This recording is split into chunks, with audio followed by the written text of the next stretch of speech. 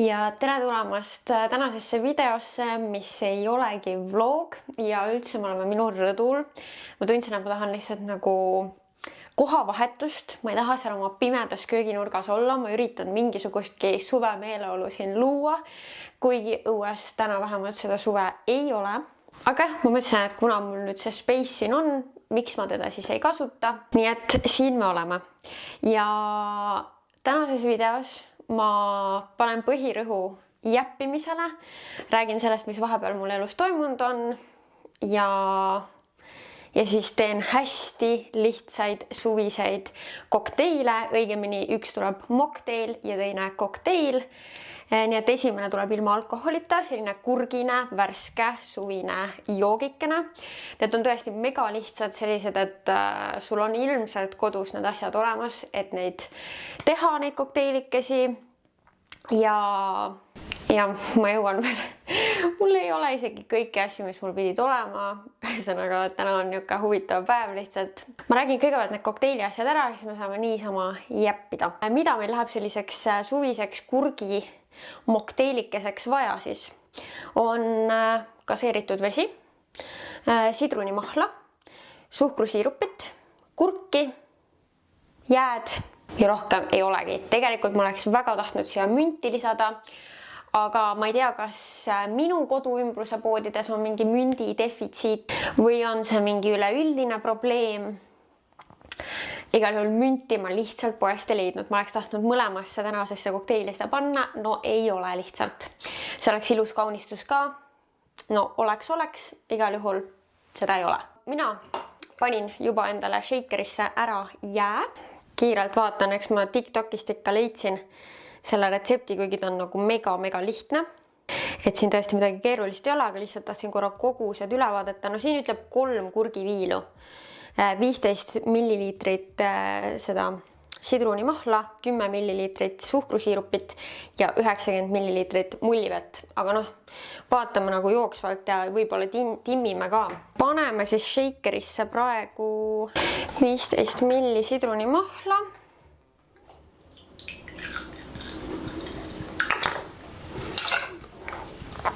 Siis ma üritasin silmaga juba siia mõõta 10 milliliitrit suhkrusiirupit.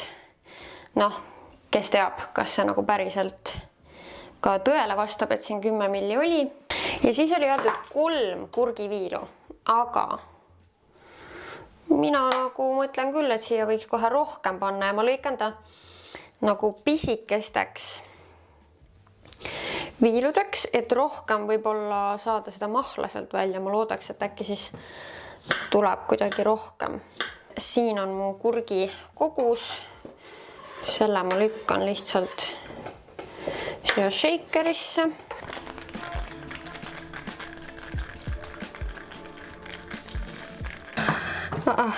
Iga kord ma struggle'in selle lahti saamisegi. Nii, ma lisasin lihtsalt siia klaasi siis veidike jääd ja kallan ikkagi selle kokteili siit sõelast välja. Siis ma tahaksin nüüd siia sihukest ilusat pikka kurgiviilu või lausa mitut. Nii et ma pikki kurki lõikan sellised ribakesed. Okei, võib-olla ma panen selle teise siis, kui ma olen veega ära pannud. Selline väike kurgi kokteilike. Ma istun siis maha, teen esimese sipi oma kokteilist ja siis räägime, mis vahepeal elus toimunud on. Natukene, okei, ta on väga refreshing, natuke hapuvõitu sai. See suhkrusiirup on kuskile kadunud. Äkki ta on põhjas. Ühesõnaga, siia võiks isegi panna võib-olla natuke rohkem suhkrusiirupit või midagi magusat, aga üldiselt I love. Nii lihtne teha, nii vähe koostisaineid ja mulle nagu megalt meeldib siukene hästi värske jook. Ja nagu, ma ei tea, ma vist kunagi ei oleks arvanud, et ma olen see inimene, kellele meeldivad kurgiga kokteilid, aga siin me oleme. Mulle meeldivad need. Ühesõnaga, vahepeal siis on olnud asju, mida ma kas ei ole tahtnud vlogida, ei ole saanud vlogida ja sellepärast ka tänase video, et ma praegu ka lihtsalt ei saa vlogida kõiki asju, mis toimuvad. Kõigepealt oli siis 16. juuni Kaisa sünnipäev ja me tegime talle siis üllatussünnipäeva. Ta oli küll ise maininud seda, et ta väga hindaks sellist üllatussünnipäeva, nii et see ei olnud nagu täielikult üllatus, et eks ta nagu midagi ikkagi aimas, et on tulemas ja me saime kasutada tema sõbra suvilat selleks sünnipäeva korraldamiseks ja see oli nii mõnus koht. Seal oli mõnus terrass ja siis see tünnisaun, hästi ilusa siukse nunnu lillelise lauakese katsime seal.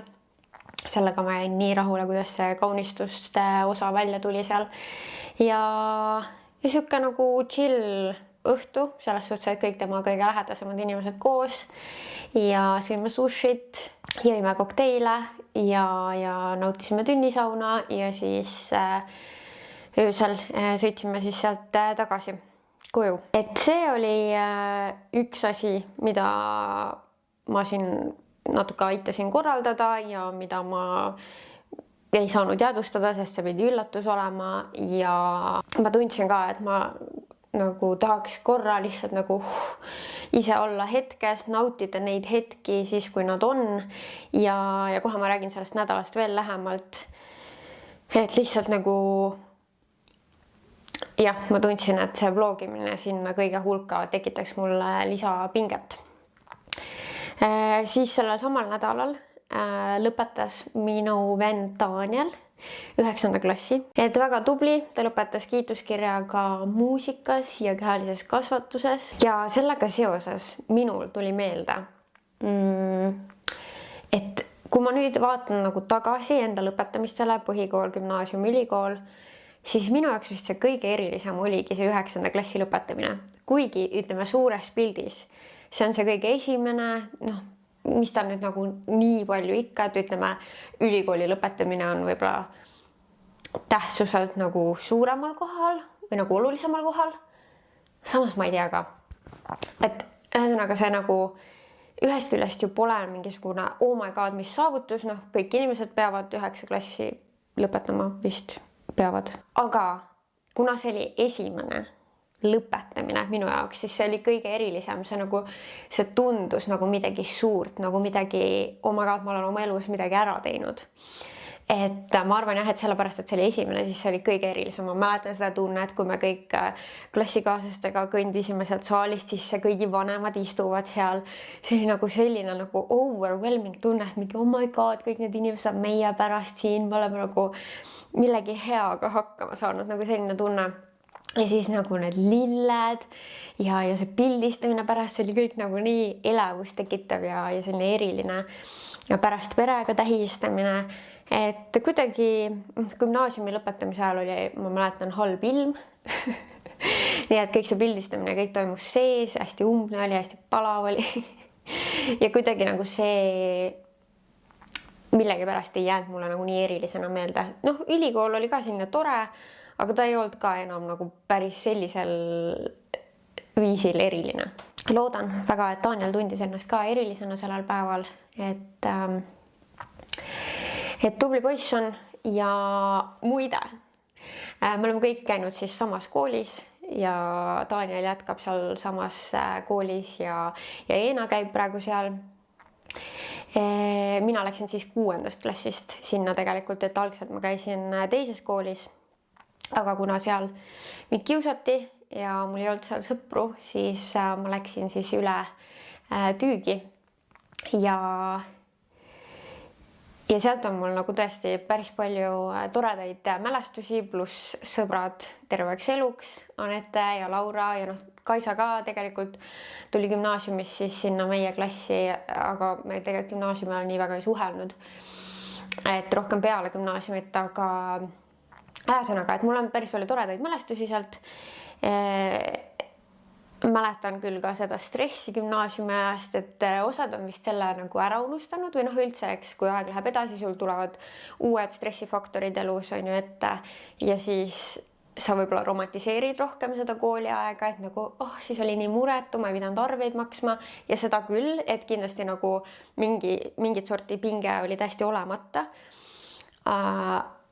Aga mul on ikkagi päris hästi meeles ka need ülivarajased hommikutunnid, kus ma ärkasin, et midagi tuupida. Sest ma nagu õhtuti pikalt ma ei suutnud õppida, siis ma panin varaseks endale äratuse, siis ärkasin hommikul, õppisin, et nagu ma mäletan neid tuupimisi, ma mäletan nagu seda pingutust, kuna minu jaoks olid head hinded olulised, seega ma pidin ikkagi pingutama, et hoida neid häid hindeid, et päris nagu naturaalselt nonchalantly mul need ei tulnud. Et seega mul on ka meeles tegelikult see gümnaasiumi stress, kuhu ma selle jutuga jõuda tahtsin. Ja mõned väga toredad õpetajad on ka väga eredalt meeles ja kõiki neid õpetajaid ei olnud seal, sest see oli 9. klasside lõpetamine, mitte 12. on ju, ehk seal olid põhikooli õpetajad, aga seal oli mu põhikooli vene keele õpetaja ja ta oli on hästi armas naisterahvas ja mul on temast nagu väga soojad mälestused ja kui ma koolis käisin, siis ma olin nagu üks tema lemmikõpilasi, sest et meil oli hästi palju vene keeles õppida dialooge pähe. Me õppisime ennekõike nagu rääkima vene keeles, et me ei mingit võib-olla grammatikat nagu nii palju ei tuupinudki, aga selle õpetaja jaoks oli hästi oluline, et me räägiksime ja et me nagu saaksime selle rääkimise tunnetuse kätte ja sõnavara ja siis me õppisime hästi palju dialooge pähe ja mul olid need alati ilusti peas. Nii et ma olin täiesti viieline vene keeles, mitte et sellest tänasel päeval eriti mingit kasu oleks. Aga et kuidagi hästi soojad mälestused sellest õpetajast ja siis me läksime Kristeniga, kes nüüdseks on ka tüügi lõpetanud ja käib ülikoolis, läksime siis rääkima selle õpetajaga. Ja väike humbling moment, mis on tegelikult täiesti arusaadav, aga ta ei mäletanud mind. Nojah, ma lõpetasin gümnaasiumi 9 aastat tagasi. Nii et see on arusaadav ja ta on seal koolis töötanud 50 aastat. 50 aastat ja ta ütles, et ta kuulab väga tihti seda, et ta oli üks lemmik õpetajatest, mis on väga tore, et inimesed talle seda ikka ütlevad. Ja ma ei saanudki aru, kas ta nüüd nagu sügisest enam ei õpeta või tal tuleb nüüd viimane aasta igal juhul, et läheb pensionile. Mind ta ei mäletanud. Mu venda mäletas, sest et tema lõpetamisest ei ole nii palju aastaid möödas. Mitu aastat on üldse möödas sellest? No ta on 6 aastat noorem minust. Igatahes. Nii et mu venda mäletas, aga mu vend muidugi ei olnud enam nagu nii tubli õpilane. Tal ikka need dialoogid nagu kogu aeg peas ei olnud. Nii et ta ei hoidnud seda perekonna maine lippu kõrgel. Ühesõnaga, ma ei teagi, kas ma pidin lõppude lõpuks selle jutuga veel kuskile jõudma, aga Tanja lõpetas, väga tubli, nüüd saab suve nautida. Mis siis veel? Siis ma käisin vahepeal teraapias, väga vajalik. Siis ma jõudsin 1 nädala jooksul Lambist 2 korda Snoob restosse, kus ma ei ole kunagi varem käinud. Nõmmel asub see. Ja pean ütlema, et mulle väga meeldis, ilmselgelt, kui ma sinna 2 korda juba nädala jooksul läksin. Et mega suur kokteilivalik ja need 2 kokteili, mida ma seal proovisin, mulle väga meeldisid. Üks oli siis Passion Martini, mis on põhimõtteliselt nagu Pornstar Martini. Väga hea oli. Tõesti väga hea, nii et kui sa sinna lähed, seda soovitan kindlasti. Ja teine sinna suvisem, natuke kergem, oli midagi peach, siuke sprits kokteil. Ka väga hea ja toitudena võtsin 1 korra kana. Super. No super lihtsalt. Ja teise korra võtsin sinimõrekarbid. Ja ka tõesti väga meeldisid, see ports oli muidugi nagu jõhkel, et ma ei jaksanud ära süüa. Ja kas ma mõtlesin mõlemal korral midagi magusat ka võtta, sest seal see magusa menüü oli ka väga ahvatlev, aga no ei jõudnud selleni kuidagi. Nii et see oli ja mis veel, teate, ma jätkan siis, kui ma olen teise kokteili ära teinud. Nii et mul see, ma kohe lõpetan selle ja siis teeme järgmise kokteili. Teeme siis valmis selle teise kokteili, see on selline kergem sprits kokteil ja ma juba enne mainisin seda luhta läinud poeskäiku täna, et üks asi ma ei saanud siis piparmünti, mida ma tahtsin mõlemasse kokteili panna ja teine asi, selle teise kokteili põhikomponent, üks põhikomponente pidi olema maasikad ja mida mina täna poest ei leidnud, on maasikad. Nii et ma võtsin järgmise parima variandi, vaarikad, ehk siis selle kokteili jaoks läheb meil vaja vaarikaid, proseccot, natuke viina, mullivett ja ma veel mõtlen, kas ma panen natuke rabarberisiirupit ka ja siis ma peaks panema hapususe jaoks igaks juhuks ka natukene seda sidrunimahla. Aga ma mõtlen, et kui ma siin juba olen niimoodi katsetamas, siis miks mitte proovida. Aga sa võid teha ka selle lihtsama variandi, kus sul ei ole vaja ei rabarberisirupit ega sidrunimahla. Et kõigepealt panin shakerisse jää ja siis võt nüüd on see, et ma panin selle jäära. Ma tahan siia panna mingi, ma ei tea, 6 vaarikat ikka ja ma tahaks neid natukene nagu tampida, et nendest tuleks rohkem seda vaarika maitset ka välja. Muidugi nad shake'ides siin kindlasti natukene ka saavad muljuda ja seda maitset vast eraldub, aga ma nagu natukene suslin siin sees. Ei taha panna väga palju viina, nii et ma panen 20 milliliitrit. Siis ma panengi äkki 20 milliliitrit sidrunimahla. No võt, kui palju nüüd seda peaks panema, on ja see on hea küsimus. Äkki 20 on liiga vähe. No ma panen 30 milliliitrit siis rabarberisiirupit. Ja praegu meil siia rohkem ei lähegi. Igaks juhuks meelde tuletus nendele, kes ei ole shakeriga kokteile teinud varem. Seda tegelikult, seda kokteili saab ka ilma shakerita täitsa hästi teha. Aga et siis gaseeritud asju shakerisse mitte panna, muidu sul on kõik täis. Kuidas ma nüüd selle jälle lahti saan? Ma tean, et seal peab nagu kuidagi õigesti seda lööma, aga ma ei saa ja see on nii külm ka.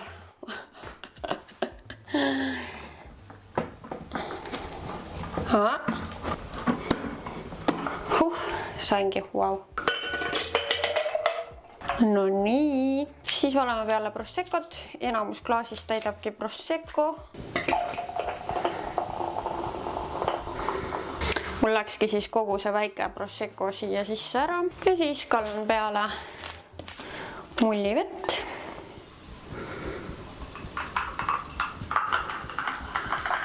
See kaunistamise osa on mul täna siuke nõrk. Väike jõhvika purugarneering, sest see on asi, mida mul on kodus. Selline ta tuli.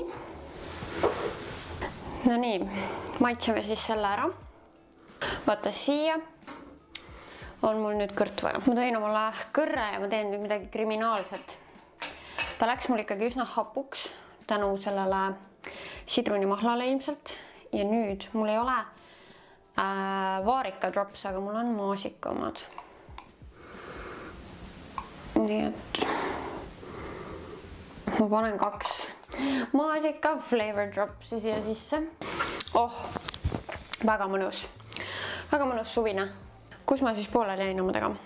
Siis oli mu vanaema urnimatus. Eelmisel suvel olid siis need ametlikud matused, ma ei tea, kuidas neid asju nimetatakse. Ja siis nüüd panime ta mulda. Nii et see oli selline mõnevõrra raske päev. Siis ma käisin vahepeal telkimas Aegviidu kandis ja ma sõitsin jalgrattaga 55 kilomeetrit umbes. Mis on minu jaoks siiski saavutus, sest et ma ei ole, ma arvan, 2 aastat nagu niisama üldse jalgrattaga sõitnud. Ma teen iga nädal küll kardiona jõusaalis, rattasõitu, mis kindlasti on aidanud mind nagu mingil joonel hoida, et see 55 kilti ei olnudki üldse nagu nii hull, kui ma kartsin. Ja noh, telkimine on nagu telkimine ikka, et selles suhtes ma olen nõus teda niimoodi suvel korra 2 tegema. Et ta on nagu experience, tuletab mulle lapsepõlve meelde, sest et me perega käisime ikkagi kunagi täitsa niimoodi telkimistrippidel, et mööda Eestit sõitsime ringi ja siis erinevates kohtades telkisime. Et sellega on seotud ilusad lapsepõlvemälestused ja ta on nagu vahetevahel tore, muidugi noh, kui ma ärkasin seal oma kange seljaga, jalalabad külmad,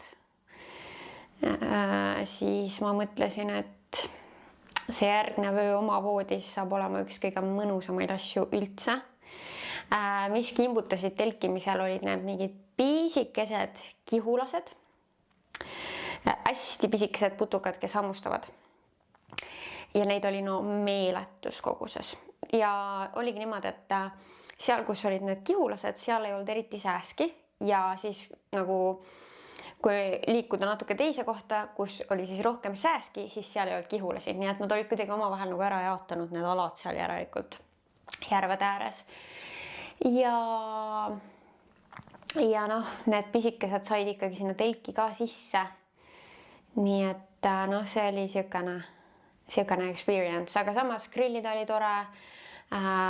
Issa ma ostsin Balti jaama turult nii head maasikad, Poola maasikad, aga issand kui head.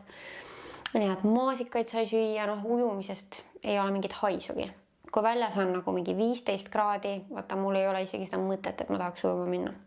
Nii et kuigi me järve ääres olime, siis noh, ma ei pannud varba otsagi sinna vette. Aga jaa, nii et see jaanipäeva nädalavahetus ma käisin siis telkimas ja tegelikult see jaani laupäev ise ma olin kodus. Ja I loved it, sellepärast, et ma sain sooja duši all käia, ma sain oma voodis magada, oma padjaga, oma tekiga. Kui mõnus on ikkagi kodus olla peale seda, kui sa oled kuskil telkimas käinud. Nüüd, selleks hetkeks, kui see video on üleval, siis see on läbi, aga ma ei saa öelda, ma olen korraldamas, aga ma olen tiimis, kus me korraldame mu sõbrannale tüdrukute õhtut. Mu sõbranna Janne siis abiellub varsti ja meil on siis plaanis mega äge tüdrukute õhtu. Nii et sinna on läinud praegu mingit aega planeerimist, seda asja pole saanud jagada teiega siin ilmselgelt. Ja siis ma vahelduva eduga monteerin oma meigikoolitust ja natukene olen saanud ka puhata, mitte üleliia palju. Kas midagi veel? Maarit ja Kaisa käisid eile külas, väike catch-up. Et nagu, jah, ma ei teagi, ma loodan ikkagi varsti vlogida ka, sest mulle tegelikult nagu meeldib, aga praegu ma olen tundnud, et see oleks nagu liiga palju lisasurvet. Ja sellepärast pole seda teinud. Mis teie senimaani suvel teinud olete? Kas te olete jõudnud üldse suve meeleolusse minna, sest ma ei ole väga.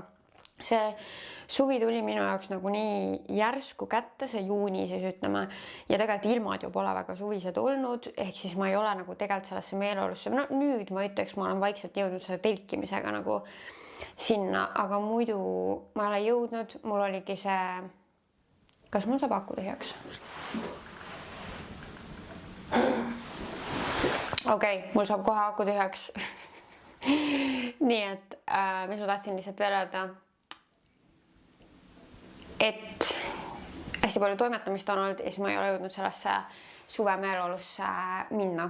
Aga nüüd ma väga proovin, tuleb siin sõbrannadega toredaid ettevõtmisi ja kindlasti tahan teile ka vlogida, aga see nädal siis tuli hoopis selline video, väike jäppimine, natuke nagu siuke podcast sessioon koos väikeste kokteilidega, aga ma loodan, et teile meeldis. Muide, kuidas teile meeldis see kaamera kvaliteet, sest et see on mu esimene video kaameraga, ma ei tea, ma veel alles õpin seda tundma.